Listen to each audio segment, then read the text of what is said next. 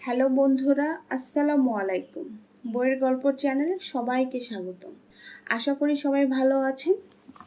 আজকে আমি পড়ে শোনাচ্ছি লেখক মির্জা এলিয়াদের লেখা মূল বই মৈত্র এর বাংলা অনুবাদ লা নুই বেঙ্গলি এর 7ম পর্ব। বাড়ি ফিরে এসে দেখি টেবিলের উপর একটা চিরকুট, তাতে লেখা লাইব্রেরিতে এসো। মৈত্র আমার জন্য অপেক্ষা করছিল। বেশ ভয় মাখানো কণ্ঠস্বরে বলল, বাচ্চু বোধহয় সব জেনে গেছে। আমি মাথা ঠান্ডা রেখে ওকে আশ্বস্ত করার চেষ্টা করতে লাগলাম। ওর হাতের মধ্যে আমার দুটো হাত চেপে ধরে ও এক দৃষ্টিতে আমার দিকে তাকিয়েছিল। আমার ওই শান্ত ভাবের মধ্যে ও নির্ভরতা খুঁজছিল। বাবাকে কিছু জানানোর আগে আমাদের পরস্পরের কাছে আবদ্ধ হওয়া জরুরি। বাবা অসুস্থ।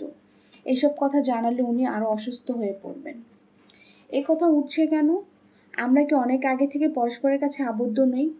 তুমি আমাকে মালা দিয়েছো, আর আমি তোমাকে আবদ্ধ করেছি আমার বুকের মধ্যে। হ্যাঁ, ঠিকই, কিন্তু শোনো, আমাদের দুজনের মধ্যে পারস্পরিক বিশ্বাস আর নির্ভরতা জোরদার না করলে যদি কিছু নিন্দে হয়, তার মুখোমুখি আমরা দাঁড়াতে পারবো না। আমাদের ছন্দপতন হবে। ও ভয়ার্ত চোখে চারপাশ দেখছিল। মৈত্রর ইচ্ছা, আসক্তি এবং কল্যাণের সংঘাতে উপলব্ধি করছিলাম। কত আর ঈশ্বরকে ডাকবো আমাদের ভাগ্য সুনিশ্চিত করার জন্য। মৈত্র বলল, তোমার আংটির পাথরটি আমি নিজে পছন্দ করেছি। মৈত্রর শাড়ির আঁচলের কোণে বাঁধা গিঁট খুলে একটা লম্বাটে অলংকার দেখালো। গাঢ় সবুজ আর লাল রঙের ছিল ওটা। ও আমাকে আংটির অর্থ বোঝালো। হিন্দু বিবাহ রীতি অনুযায়ী ওটা সোনার আর লোহার মিশ্রণে হয়। দুটো সাপ যেন পরস্পরকে জড়িয়ে রয়েছে, একটা লোহার রঙের, একটা সোনালি। প্রথমটা পৌরুষের আর দ্বিতীয়টা নারীত্বের প্রতীক।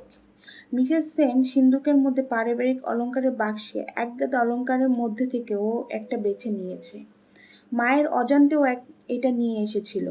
আমি ভাবছিলাম ও নিজেকে বাঁচাবার চেষ্টা কেন করছিল। পরে উত্তরটা পেয়ে যাই। আসলে ও ভয় পাচ্ছিল খ্রিস্টীয় অনুশাসনের, অর্থাৎ নৈতিকতার নামে পাপ কর্ম করার। পারস্পরিক বন্ধন বা চুক্তি কিছুই ওর উপর নির্ভর করে না। আসল মেয়েদের হাতে পরিয়ে দেওয়া হয় একটি সোনা আর লোহার জড়ানো বালা।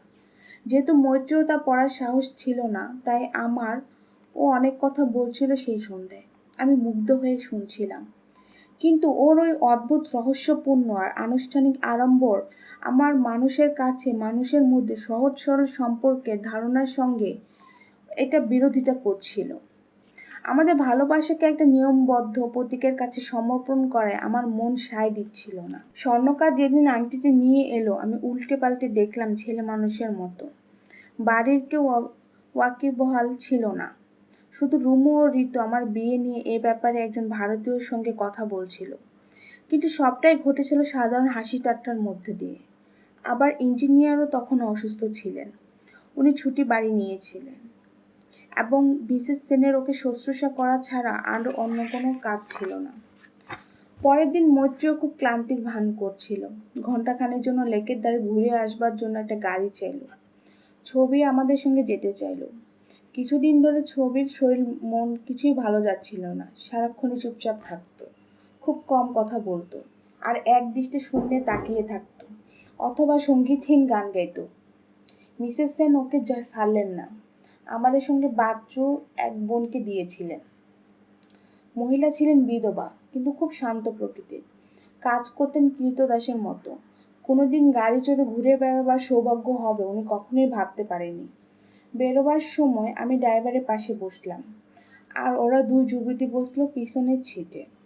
লেকে পৌঁছে বিধবা মহিলাটি গাড়িতেই রইলেন। গাড়িটি রইল রাস্তার পাশে একটা বিরাট ইউক্যালিপটাস গাছের তলায়। ড্রাইভার গেল লেমনেট খুঁজতে। মৈত্র আর আমি গেলাম জলের ধারে।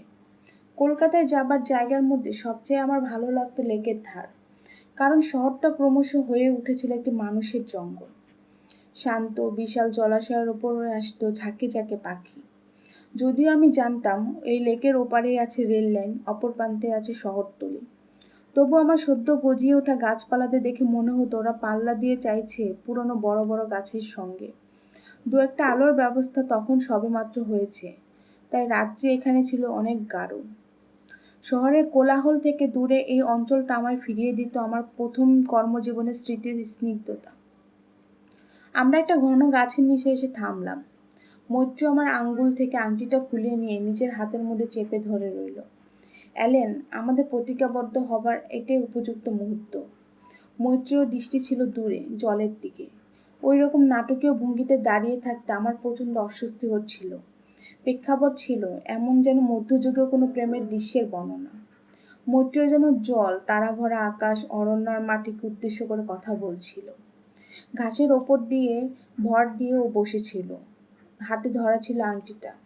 সেই অবস্থায় মৈত্রীয় প্রতিজ্ঞার বাণী উচ্চারণ করল। মৃত্তিকা, আমি তোমার উপর প্রতিজ্ঞা করলাম যে আমি অ্যালেনের হব। আমি ওর ওপর বর্ধিত হব, যেমন ঘাস তোমার ওপর বর্ধিত হয়। যেমন তুমি বৃষ্টির অপেক্ষায় থাকো, তেমনি আমি ওর আসার অপেক্ষায় থাকব। ওর দেহ থাকবে আমার জন্য, যেমন তোমার জন্য থাকে সূর্যের আলো। আমি তোমার সামনে প্রতিজ্ঞা করছি যে আমার সঙ্গ সমৃদ্ধ হবে, কারণ আমি নিজে স্বাধীন ইচ্ছা পছন্দ করি। যদি কিছু খারাপ আসে, তবে তা যেন ওর ওপর বর্ষিত না হয়, আমার ওপর বর্ষিত হয়। আমায় এতখানি ঘনিষ্ঠভাবে অনুভব করো যেমন আমি তোমায় করি। তাহলে এই মুহূর্তে আমায় এমন শক্তি দাও যেন আমি সবসময় ওকে ভালোবাসতে পারি। আমি ওকে এমন আনন্দ দিতে পারি যা অন্যেরা স্বপ্ন কল্পনা করতে পারে না। যেন দিতে পারে একটা সফল জীবন। আমাদের জীবন যেন ঘাসের মতন আনন্দদায়ক হয়, যে তোমার থেকে বর্ধিত হবে। আমাদের চুম্বন যেন হয় প্রথম দিনের বর্ষার মতো। আমার হৃদয় যেন কখনো অ্যালেনের প্রতি ভালোবাসা ক্লান্ত হয় না, যেমন তুমি ক্লান্ত হও না। অ্যালেনকে ঈশ্বর জন্ম দিয়েছেন কত দূরে, কিন্তু আমার ছোট মা আমাকে নিয়ে এসেছে ওর কত কাছে। আমি ওর কথা শুনছিলাম যতক্ষণ পর্যন্ত বোধগম্য হচ্ছিল।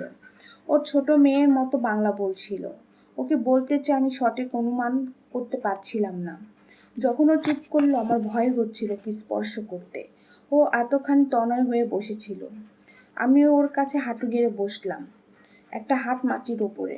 ওই প্রথম কথা বলল, আমাদের এখন আর কেউ আলাদা করতে পারবে না অ্যালেন। এখন আমি তোমার, সম্পূর্ণ তোমার। ওর প্রতি অনুরাগে আমি বিহ্বল হয়ে পড়ছিলাম। খুঁজছিলাম এমন কথা যা কোনোদিন বলা হয়নি, কিন্তু কিছুই নতুন খুঁজে পাচ্ছিলাম না। কিছুই খুঁজে পাইনি যা আমার অন্তরে উত্তেজনা প্রশমন করতে পারে। ওর আচরণ এমন একটা অদ্ভুত নির্দিষ্টতা ছিল যা আমায় অনেকদিন মনে ছিল।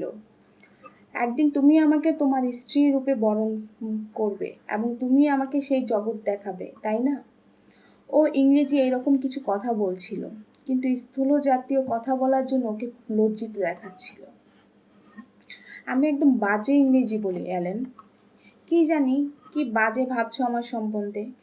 আমি বলতে চাই যে এই জগৎ আমি তোমার সঙ্গে দেখতে চাই। দেখতে চাই এমনভাবে, ঠিক যেভাবে তুমি এই জগৎটাকে দেখো। পৃথিবী কত বড় আর সুন্দর, তাই না? কেন লোকেরা আমাদের চারিদিকে এত যুদ্ধ করে? আমি চাই অনুভব করতে, চাই যে সবাই আনন্দে থাকুক।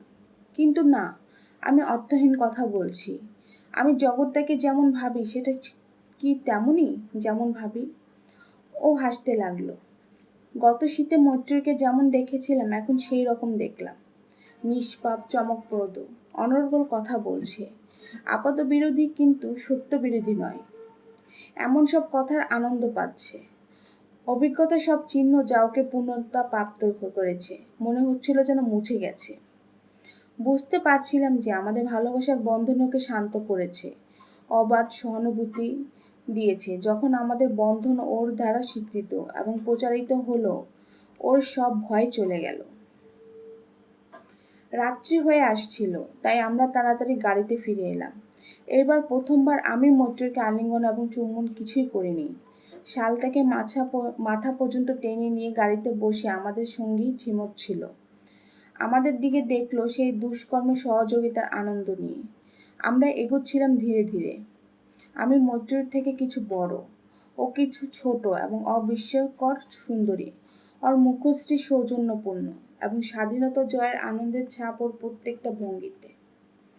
অনেক পরে আমি মৈত্রীর কাছে থেকে জানতে চেয়েছিলাম যে বাচ্চুর বোনই প্রথম যাকে জানানো হয়েছিল আমাদের প্রেমের কথা, এবং সে যতটা সম্ভব তা গোপন রাখার চেষ্টা করেছিল। এই মেয়েটি একটি অমানানসই ব্যক্তিকে বিয়ে করার দারুণ কষ্ট পেয়েছে। বিয়ে করেছিল 10 বছর বয়সে এক ব্যক্তিকে যাকে সে আগে কোনোদিন দেখেনি, এবং তাকে সে দারুণ ভয় করত। ব্যক্তিটি তাকে নৃশংসভাবে বলাৎকার করেছিল এবং প্রতি রাতে তার কাম উচ্ছ্বাসের আগে ও পরে মেয়েটিকে মারধর করত। এই মেয়েটি সবসময় মৈত্রকে উপদেশ দিয়েছে জাত ধর্মের নিয়মের প্রতি ভয় না পেতে এবং সব রকম প্রতিরোধের বিরুদ্ধে আমায় সঙ্গ রাখতে। সে ছিল আমার পরম মিত্র এবং মৈত্রের সবচেয়ে ভালো বন্ধু। তবু ওকে আমি খুব কমই দেখেছি এবং দৈবাদ্য ওর সঙ্গে কথা বলেছি। আমি জানি না তার নাম কি। আমি আমার ডায়েরি অনেকবার পড়েছি ওর নামটা আবিষ্কার করার জন্য, কিন্তু কিছুতেই খুঁজে পাইনি। সেই রাত্রেই ছবি খুব অসুস্থ হয়ে পড়ল। মিসেস সেন ওকে নিজের ঘরে গিয়ে ঘুম পাড়ালেন। কেউ বুঝতে পারছিল না তার কি হচ্ছিল। লক্ষণগুলো ছিল অদ্ভুত। ও সবসময় চাইছিল জানালা এবং বারান্দায় ঝুঁকে থাকতে। ওর বিশ্বাস ছিল ও নিচে কিছু দেখবে, রাস্তার ওপর, যা তাকে ইশারা করে ডাকছে। সারাদিনের ঘটনার পর কিছুটা ক্লান্ত হয়ে আমি শুয়ে পড়ছিলাম। আমার নানান অদ্ভুত স্বপ্ন দেখার কথা, জলের ধারে ঘুরে বেড়ানো, রাজহাঁস, জোনাকি, কারণ আমার মনে ছিল খুবই বিশৃঙ্খল। ঠিক সেই সময় আমার দরজায় কড়াঘাত শুনে লাফ দিয়ে উঠলাম। জিজ্ঞাসা করলাম, কে? কেউ উত্তর দিল না। স্বীকার করছি আমি ভয় পেয়ে গিয়েছিলাম এবং আলো জ্বেলেছিলাম। দরজা খুলে একদম অবাক হয়ে আড়ষ্ট হয়ে দাঁড়িয়ে রইলাম। দরজায় মৈত্র দাঁড়িয়ে কাঁপছিল, পা খালি যাতে আওয়াজ না হয়, এবং পরনে হালকা সবুজ রঙের শাড়ি। আমি বুঝতে পারছিলাম না কি করব। আলোটা নিভিয়ে দাও, আমার ঘরে ঢুকে খুব নিচু গলায় বলল। তারপর আমার আরাম কেদারার পেছনে গিয়ে লুকালো। মনে হয় যদি কেউ বাইরে থেকে দেখে থাকে। আমি আলো নিভিয়ে দিয়ে ওর কাছে গিয়ে বোকার মতো জিজ্ঞাসা করলাম, কি হয়েছে মৈত্র এত রাতে? ও কোনো উত্তর দিল না। চোখ বন্ধ করে ঠোঁট চেপে ধরে আমার আর খুব কষ্ট করে নিঃশ্বাস নিতে লাগলো। মৈত্র নিবারণ হলো। অল্প আলোয় দীপ্তিতে স্নান করে আমার ঘরে আলোকিত করেছিল ওর শরীর। ঘটনাটা অবিশ্বাস্য মনে হচ্ছিল। প্রায় আমি আমাদের প্রথম প্রেমের রাত্রিতে স্বপ্ন দেখব বলে বিশ্বাস করতাম সেই শয্যা, যেখানে আমি ওকে জানবো, কিন্তু কোনোদিনই মৈত্র যৌবনপ্রাপ্ত স্বেচ্ছাকৃত নগ্ন দেহের কল্পনা করিনি। আমার সামনেই সেই রাত্রি। অন্য কোনো পরিবেশ হয়তো আমাদের মিলন হবে এরকমই মনে হতো, কিন্তু ওর ওই শত পবিত্র কর্ম আসার আমার সব দুরাশাকে অতিক্রম করে গিয়েছিল। খুব আলতোভাবে আমি ওকে আলিঙ্গনবদ্ধ করলাম। ওর উর্ধ্বাংশ ছিল নগ্ন। আমি হাত ওর নিতম্ব স্পর্শ করলাম। কোমরে ওর শাড়িটা তখন আলগাভাবে লেগেছিল। ওর সুগঠিত নিতম্ব থেকে শাড়িটা খসে পড়ল পায়ের কাছে। পবিত্রকে অপবিত্র করার জন্য আমি কাঁপছিলাম এবং ওর সামনে আমি নতজানু হয়ে বসলাম। ওর মূর্তি আমার কাছে এক অকল্পনীয় সৌন্দর্য নিয়ে এসেছিল। ওর হাত দিয়ে আমার ঘাড় জড়িয়ে ধরল। একদিকে অজানাকে জানার আনন্দের ওপর থেকে সুচিতা বোধ ও ভয়, এই দুই দ্বন্দ্ব তখন ওর চোখে মুখে। অবশেষে ভয় ও অসহায়তাকে জয় করতে সক্ষম হলো। ওর সমস্ত শরীরে তখন নতুন এক ছন্দ। আমার বিছানায় শোবার জন্য আমি ওকে সাহায্য করতে লাগলাম। ও প্রত্যাখ্যান করে নিজেই বালিশের চুমু খেতে এগিয়ে গেল। পর মুহূর্তে ওকে আমার সাদা সুজনির ওপর ছড়িয়ে পড়তে দেখলাম, একটা প্রাণবন্ত ব্রোঞ্জের মূর্তির মতো। ও কাঁপছিল, রুদ্ধশ্বাসে বারবার আমার নাম ধরে ডাকছিল। আমি জানালার খড়খড়িগুলো নামিয়ে দিলাম, আর রাত্রি নেমে এলো আমাদের ঘরে। পরে আমার আর কিছুই মনে নেই। ভোরের দিকেও উঠে পড়ল। দরজার পট্টি সন্তর্পণে বুকে ঢুকবুকনি নিয়ে খুললাম। ও সরলভাবে বলল, আমাদের এই মিলন ঈশ্বর নির্দেশিত। তুমি দেখেছো না, আজকে ছবি আমার সঙ্গে ছয়নি। যে সিঁড়িটা ওর ঘরের দিকে গেছে সেখানে আমি ওর পায়ের আওয়াজ শুনতে চেষ্টা করলাম, কিন্তু কিছুটাই শুনতে পেলাম না। সকালবেলা মৈত্রী আমার চায়ের জন্য খুঁজতে এলো। ও বাগানে ফুল নিয়ে এসেছিল। ফুলগুলো ফুলদানিতে যখন সাজিয়ে দিচ্ছিল, ওর মুখের বিবর্ণতা আমার আঘাত করছিল। চুলগুলো অগোছালো হয়ে ওর ঘাড়ে ডেকেছিল। পরে ও বলছিল যে আমি ওর চুলগুলো এমন বিশৃঙ্খল করে দিয়েছিলাম ও আর গোছাতে পারিনি। ওর ঠোঁটে ছিল কামড়ানোর দাগ। আমি চূড়ান্ত স্বর্গসুখ নিয়ে আমাদের প্রথম রাত্রির চিহ্নগুলো স্মরণ করছিলাম। মৈত্র ছিল উজ্জ্বল সুন্দরী। ও বলেছিল ওর সমস্ত শরীর পুরোপুরি জেগে উঠেছিল। বলেছিল যে ছবির জন্য ও ভীষণই উদ্বিগ্ন ছিল এবং সারা রাত্রি ঘুমোতে পারেনি। একদিকে বাবার অসুখ, আবার ছবির এই অবস্থা ওকে প্রচণ্ড মানসিকতা অস্থিরতার মধ্যে ফেলেছিল। দিনটা যে কিভাবে কেটে গেল বুঝতেই পারলাম না। নরেন্দ্র সেনের বদলি যিনি কাজ করছিলেন তার সঙ্গে সারাদিন ব্যস্ত রইলাম। ফিরে এসে দেখতে পেলাম মৈত্রীয় বারান্দার তলায় ডাক বাক্সের কাছে দাঁড়িয়ে আমার জন্য অপেক্ষা করছে। আমাকে চুল আটকাবার বাঁকানো পিন দিয়ে তৈরি পাথরের বুতাম দেওয়া একটা রিং দেখালো, যা ওর আঙ্গুলে পড়া ছিল। রাত্রে তোমার দরজা বন্ধ রেখো না, কথা বলেই মৈত্রী চলে গেল। প্রায় মধ্যরাতও এলো, কিন্তু এবার আর ভয় পাচ্ছিল না। ও আমাকে জড়িয়ে ধরে হাসছিল। আমি আনন্দ পাচ্ছিলাম এই দেখে যে যা ভুল হয়েছে তার জন্য বিষণ্ণ ছিল না। আন্তরিক ছিল আঁকড়ে ধরা, আকুলতা ছিল ওর ডাকে, এবং চমৎকার ওর সোহাগ। প্রথম থেকে ওর জ্ঞান সম্বন্ধে আমি অবাক হয়েছিলাম। আমার মনে হয়েছিল যে ওকে কিছুতেই সংকুচিত করছিল না, যদিও সে সব রকম অশালীনতা থেকে বিরত ছিল। এই অল্প বয়সী মেয়েটি যে ভালোবাসা সম্পর্কে কিছুই জানতো না, আবার তাকে ভয়ও পেত না। কোনো সোহাগী তাকে ক্লান্ত করছিল না, পুরুষের কোনো আচরণই তাকে নিরুৎসাহ করছিল না। ওর সব রকম সাহস ও সমর্পণ ছিল। প্রত্যেকটা উদ্যমের মধ্যেও পূর্ণ আনন্দ পেত, এবং না জানতো বিরক্তি বা শ্রান্তি। কাঁদত দুঃখে ও মিলনে মুহূর্তের আনন্দে। গান গাইতো পরে, ঘর জুড়ে নাচত ওর ঈশ্বরীয় হালকা ও নমনীয় পা দিয়ে। ও এমন ভালোবাসা দেখাতো যে আমি বিভ্রান্ত হয়ে যেতাম। ওর আঁকড়ে ধরা সুনির্দিষ্টতা, ওর দেহের পরিবর্তন ছন্দ আমাকে বিহ্বল করেছিল, এবং ওকে প্রত্যেক মুহূর্তে দেখাচ্ছিল আরো দুঃসাহসী। ওকে আদরে আদরে আমি বিপর্যস্ত হয়ে যাচ্ছিলাম। ও এমন নিখুঁতভাবে আমার শরীরের ইচ্ছেগুলোকে উপলব্ধি করত, যা প্রথম দিকে আমাকে অস্থির করত। ও জানতো ঠিক কোন সময় আমি ওর কাছে থাকতে চাইব। আমি একটা ছোট বেড ল্যাম্প জোগাড় করে এনেছিলাম। ওটাকে আরাম কেদারার পেছনে রেখে মৈত্রীর শাল দিয়ে ঢেকে রাখতাম। ওই অবনমিত আলোর ব্রোঞ্জের দেহটা একটা বর্ণালী নকশার রূপ নিত। ও বেশিক্ষণ অন্ধকার সহ্য করতে পারত না। আমি ভাবতাম কখনো ভালো করে ঘুমাতো, রোজ ভোরে হলেই চলে যেত, 2-3 ঘন্টা ধরে ধ্যান করত। পরের দিন অফিসে বসে পড়ার জন্য লিখত কবিতা ও চিঠি, যা প্রকাশ করত আমাদের প্রণয়। সকলের চা ওই করত। সকালবেলা আমার দরজায় ধাক্কা দিয়ে জাগাতো। যদি বাথরুমে আমার দেরি হতো, ও আমার উপর গজগজ করতে একটা বাচ্চার মতো, ভান করতো বয়স্ক পিতামাতার মতো। একটা আত্মীয় সুলভ কণ্ঠস্বর যেন মায়ের মতন, যা প্রথম দিকে আমার বিরক্তি উৎপাদন করত। আমি চাইতাম ও প্রণয়পূর্ণ হোক, কিন্তু ও আমাকে পরে মুগ্ধ করেছিল। আমি ভালোবাসার গভীরতা ও বিভিন্নতা আবিষ্কার করেছিলাম, যে সম্বন্ধে আমি অজ্ঞ ছিলাম। এই ভালোবাসার সহানুভূতি না জেনে আমি সেই ভালোবাসাকে কত না শাস্তি দিয়েছি। প্রত্যেক দিন দুপুরের পর আমি ক্লান্ত হয়ে পড়তাম। আমার নতুন উপরওয়ালা আমাকে যখন তখন অপমান করত এবং অশালীনভাবে হুকুম দিত। ভদ্রলোক ছিলেন একজন সদ্য আমেরিকা ফেরত ইঞ্জিনিয়ার, ভারতীয় ট্র্যাডিশনের এক বড় শত্রু। ভদ্রলোক ছিলেন বাঙালি, অথচ ইউরোপিয়ান পোশাক পরতেন। একটা অদ্ভুত লোক ছিলেন তিনি। বাচ্চু নিঃসন্দেহে আমার সকল পরিবর্তন লক্ষ্য করছিল। আমাকে জিজ্ঞেস করছিল, তোমাকে এত শুকনো দেখাচ্ছে কেন? কেন তুমি জানালা খড়খড়িগুলো বন্ধ করে ঘুমাও? বাচ্চুর এই প্রশ্ন আমাকে বুঝিয়ে দিয়েছিল কতগুলো জিনিস। বাচ্চু অন্তত বিদ্বেষ ও হিংসা নিয়ে আমার উপর গোয়েন্দাগিরি করত। মনে হচ্ছিল যে মৈত্র যে প্রায় আমার ঘরে আসে, সেই ব্যাপারটা বাচ্চু সন্দেহ করে। আমি ভীত হয়ে পড়ছিলাম যে যদি আমাদের বিরুদ্ধে সব জানিয়ে দেয়। তাই সিগারেট কিনে নিয়ে বা বই পড়তে দিয়ে ওর প্রতি আমি দারুণ সহানুভূতি দেখাতাম। ও বুদ্ধিমান ও উচ্চাকাঙ্ক্ষী ছেলে ছিল। ও ভারতীয় সিনেমা কোম্পানিগুলোর জন্য চিত্রনাট্য লিখত, যা নিত্যই প্রত্যাখ্যাত হতো।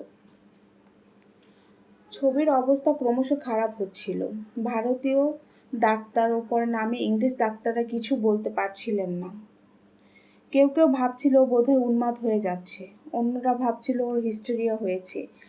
মিসেস সেনের পাশে একটা ছোট্ট ঘরের ছবি থাকতো। খুব কম কথা বলতো, আর যেটুকু বলতো তা শুধু রবি ঠাকুর সম্পর্কে, অথবা সেই রাস্তা সম্পর্কে যা মৈত্র ঘরের জানলা দিয়ে দেখা যেত। ওকে যদি একা থাকতে দেওয়া হতো তাহলেও বারান্দায় চলে যেত রাস্তা দেখতে। তখনও গান গাইতো, অথবা হাত দিয়ে অঙ্গভঙ্গি করতো বা কাটতো। রুমু এবং বাচ্চু বোন ওকে সবসময় পাহারা দিত। খুব আশ্চর্য যে শুধু মৈত্রী ওকে এবং আমাকে চিনতে পারত, আর কখনো কখনো নিজের মাকে। আমি ভাবতাম কি করে মিসেস সেন চুপচাপ আর হাসি মুখে থাকতেন।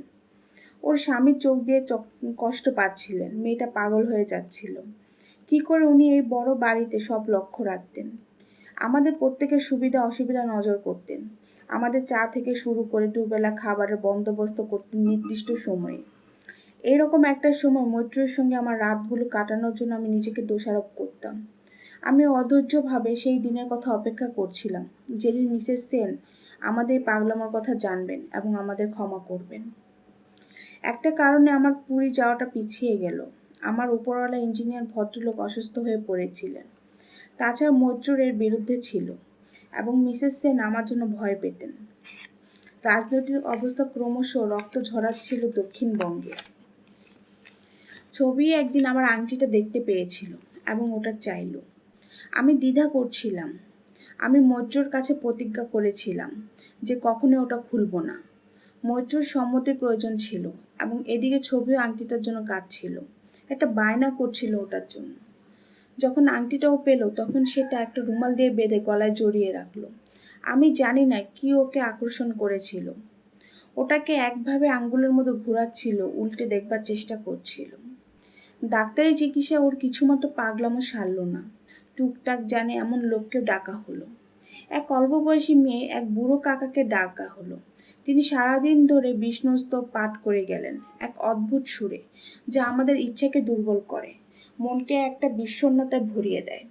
বাড়ির সবাই এসে শুনত।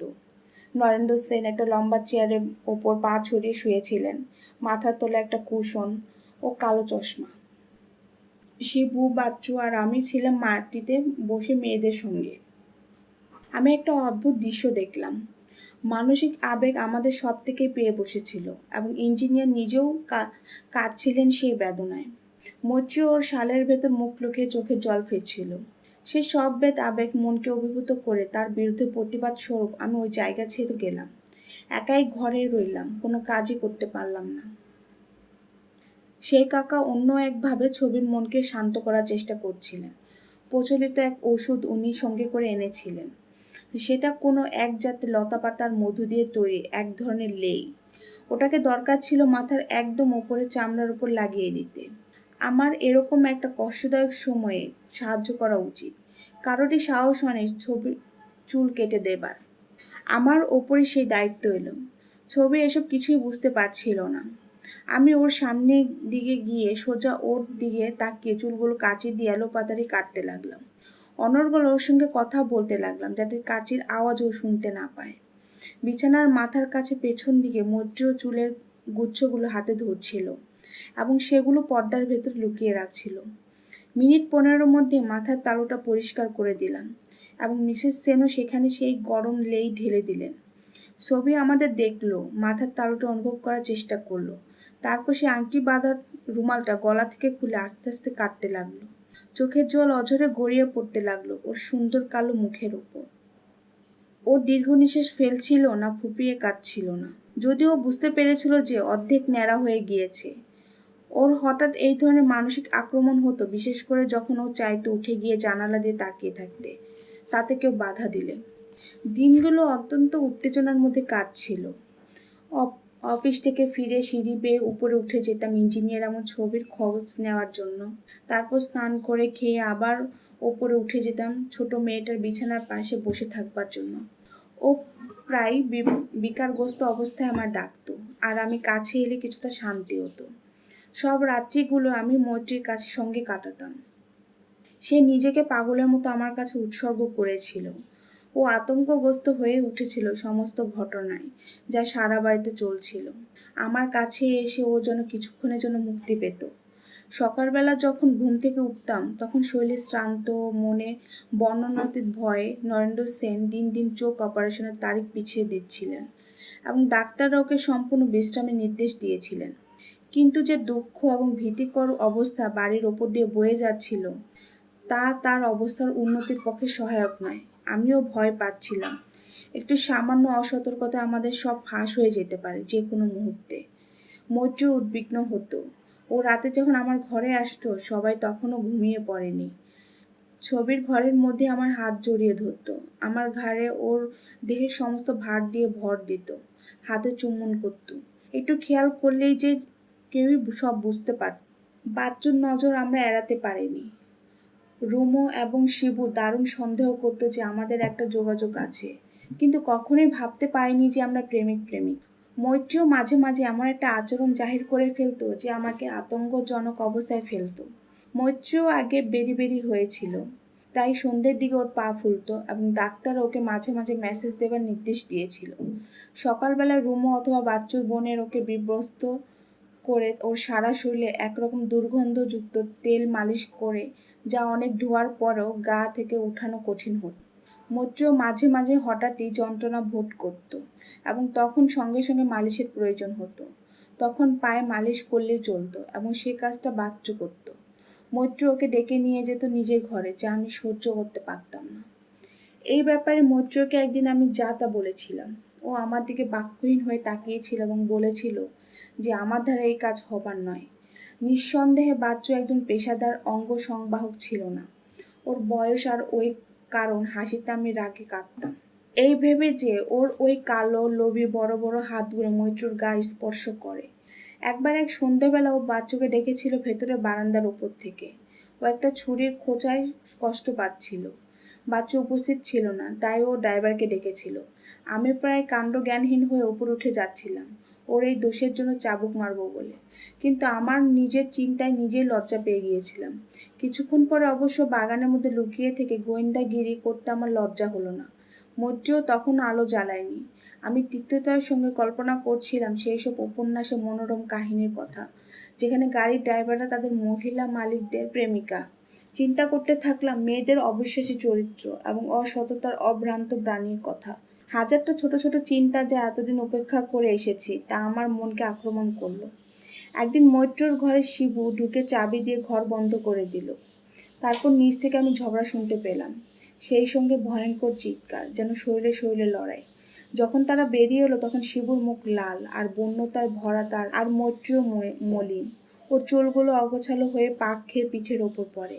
এটা অবশ্য সত্য যে অল্প আগে মৈত্রী আমায় জানাইছিল যে শিবু একটা ইতর। ও খুব অন্তরঙ্গভাবে মৈত্রীকে কাছে পেতে চেয়েছিল এবং মৈত্রীও ওকে একটা চর কষিয়েছিল এবং বাবার কাছে নালিশ করেছিল। কিন্তু নরেন্দ্র সেন তখন অসুস্থ ছিলেন, তাই শিবু ছিল তখন অপরিহার্য এবং ওকে বারবার করে দেওয়া অসম্ভব ছিল। মনে করতে পারি মৈত্রী একদিন ওর অন্য এক কাকার কথা বলছিল। সে চেষ্টা করছিল মৈত্রকে বুকে জড়িয়ে ধরে আলিঙ্গন করতে, কিন্তু সেইবার হঠাৎ ইঞ্জিনিয়ার এসে পড়েছিল।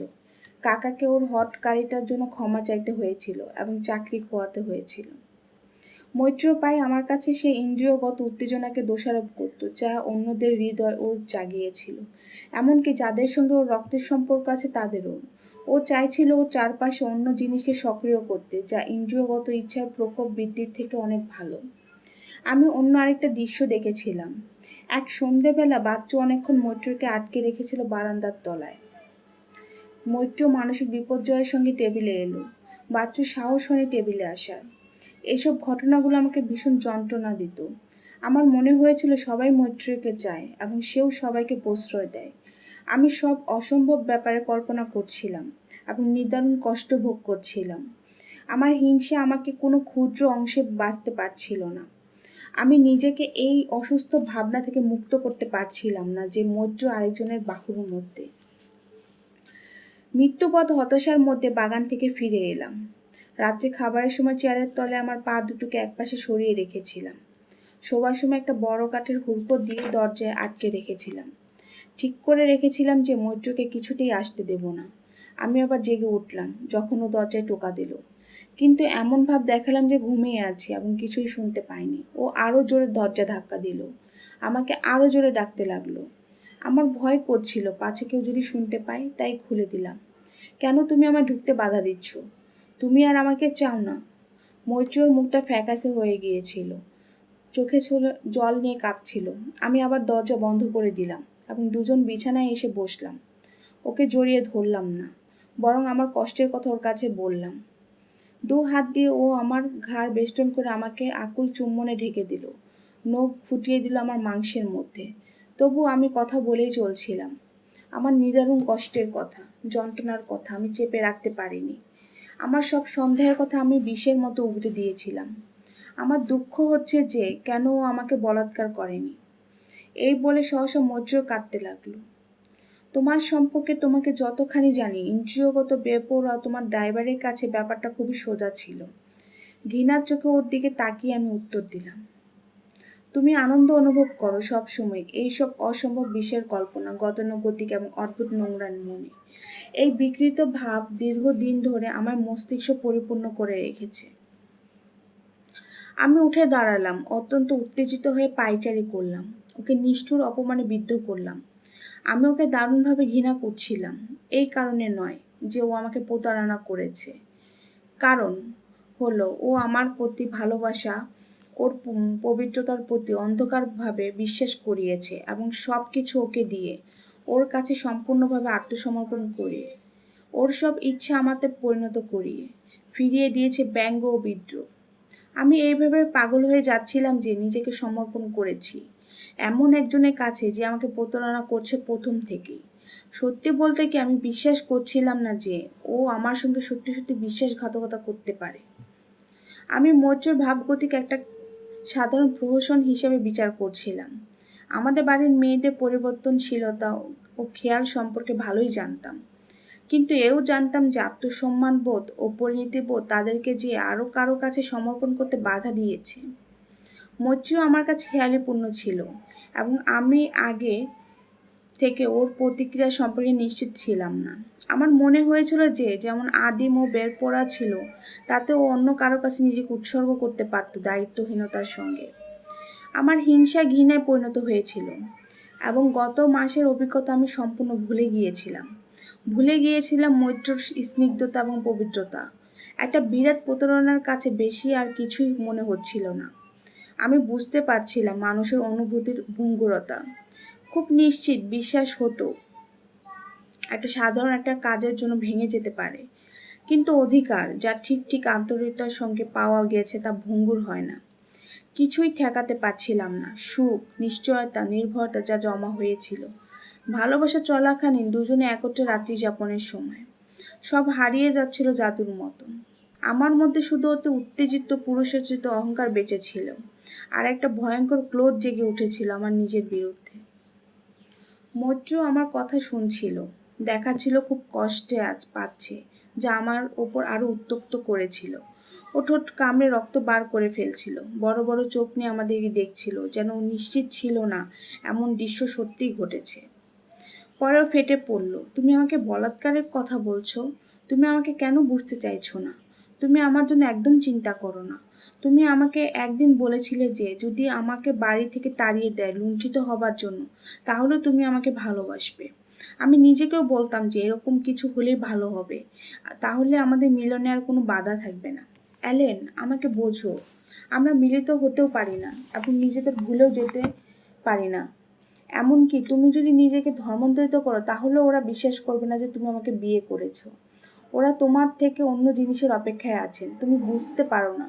কিন্তু যদি তুমি কেউ আমার শ্লীলতাহানি করে, তাহলে ওরা আমায় রাস্তায় ফেলে দিতে বাধ্য হবে, নয়তো সেই পাপ গোটা বাড়ির উপরেই পড়বে। ওদের থেকে বিতাড়িত হলে আমি তোমার স্ত্রী হতে পারবো, আমি খ্রিস্টান হয়ে যাব। একটা খ্রিস্টানের পক্ষে লুণ্ঠিত হওয়া পাপ নয়, এবং তুমি আমাকে তখনও ভালোবাসবে, সত্যি নয়? তুমি আমায় সব সময়ের জন্য ভালোবাসবে। অ্যালেন, আমাকে অত্যন্ত এইটা বলো, তুমি আমাকে ভুলে যাবে না? তুমি জানো আমার জন্য কি অপেক্ষা করবে যদি তুমি আমায় ভুলে যাও? আমি স্বীকার করছি যে আমি আবেগপ্রবণ হয়ে পড়ছিলাম। মনে হলো যেন বিরাট দুঃস্বপ্ন থেকে জেগে উঠলাম। আমার রাগ দূর হয়ে গেল এবং আমি যা বলছি তার জন্য কষ্ট পেতে থাকলাম। আমি মৈত্রর কাছে হয়তো ক্ষমা চাইতাম, কিন্তু আগেই চিন্তা করলাম ভুল সংশোধনের অঙ্গভঙ্গিগুলো এবং এর প্রত্যেকটা আমার মনে হলো ভুল, হাস্যকর এবং কুৎসিত। জানতাম না কি করতে হবে। চোখে আমার অনুশোচনা এবং আমার ভালোবাসার ভাব দেখানোর চেষ্টা করে ওর দিকে তাকিয়ে রইলাম। ও খুব কাঁদতে লাগলো। আমার ত্রুটি উপলব্ধি করে ও খুব বিভ্রান্ত হয়ে পড়ল।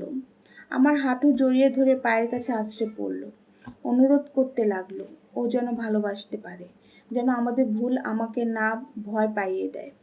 আজ আমার মনে হয় ওর সব কথাগুলো ছিল অন্তরের আকুতি। আমি মৈত্রীকে বাহুর মধ্যে টেনে নিলাম এবং চুপ করে জড়িয়ে ধরে নিস্তব্ধতার মধ্য দিয়ে বোঝাতে চাইলাম যে আমি যা উচ্চারণ করেছি তা ভালোবাসার সম্পূর্ণ আগ্রহের কথা। ও আন্দাজ করতে পেরেছিল কতটা আমি কষ্ট পাচ্ছিলাম। আমার নিজের অন্ধতায় আমরা দুজনে নতুন করে আমাদের বিয়ের কথা এড়িয়ে গেলাম। ব্যাপারগুলো আমার কাছে অত সোজা মনে হচ্ছিল না যে যতটা প্রথম হয়েছিল। চরম বিচ্ছেদের ধারণা করার পর বরং বেশি পছন্দ করেছিলাম আমাদের মিলনের স্বপ্ন দেখা, নিজেকে বিরত থাকা। জানালার পাশে কারো পায়ের আওয়াজ শুনতে পেলাম বলে মনে হলো। আলো নিভিয়ে দিয়ে চুপ করে রইলাম। তারপর পায়ের শব্দ বারান্দার দিকে চলে গেল। কে যেন করিডোরের দরজায় ধাক্কা দিল। ভয়ে আমাদের হিম করে দিল। আওয়াজ কিছুক্ষণের জন্য থেমে গিয়ে আবার ফিরে এলো। এবার আমার জানালার খড়খড়ির কাছে। আমি বুঝতে পেরেছিলাম যে এটা বাদ। নিঃসন্দেহ সিনেমা দেখে ফিরেছে। দরজাটার খিল খুলতে আমি দেবীর ভান করে যাতে মৈত্র নিজের ঘরে ফিরে যাওয়ার সময় পায়। তুমি কার সঙ্গে কথা বলছো? ও জিজ্ঞাসা করলো। কারোরই সঙ্গে না, বললাম আমি রূঢ়ভাবে এবং দরজাটা ধরাম করে বন্ধ করে দিলাম। তখনই ওপর থেকে মিসেস সেনের কণ্ঠস্বর শুনলাম, মৈত্রর ঘরের সামনে। এই ছিল আজকের উপন্যাস লা নুই বেঙ্গলি এর 7ম পর্ব। কেমন লাগলো অবশ্যই তা লাইক কমেন্ট দিয়ে জানাবেন। আর ভালো লাগলে ফ্রেন্ডদের সাথে শেয়ার করবেন। আমাদের চ্যানেলটি সাবস্ক্রাইব করে আমাদের পাশে থাকবেন। সবসময় ভালো থাকুন, সুস্থ থাকুন, আশেপাশের লোকদেরকে ভালো রাখুন, এই কামনায়। আল্লাহ হাফেজ।